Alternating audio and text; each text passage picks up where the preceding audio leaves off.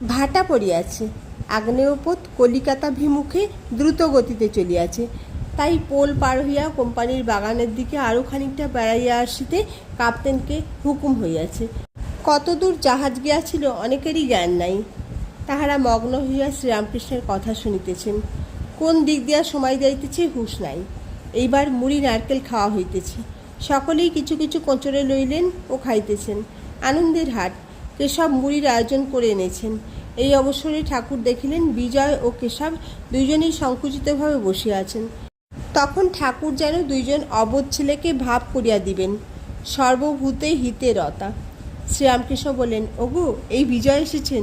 তোমাদের ঝগড়া বিবাদ যেমন শিব ও রামের যুদ্ধ, রামের গুরু শিব, যুদ্ধ হলো, দুজনের ভাব হলো, কিন্তু শিবের ভূতপ্রেতগুলো আর রামের বানরগুলো, ওদের ঝগড়া কিচমিচ আর মেটে না।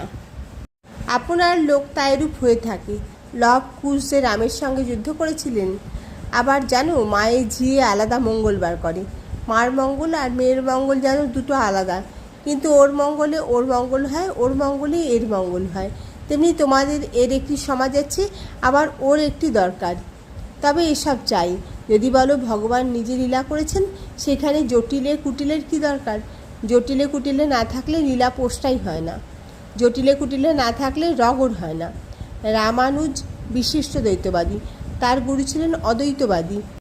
শেষে দুজনে অমিল। গুরু শিষ্য পরস্পরের মত খণ্ডন করতে লাগলো। এরূপ হয়েই থাকে।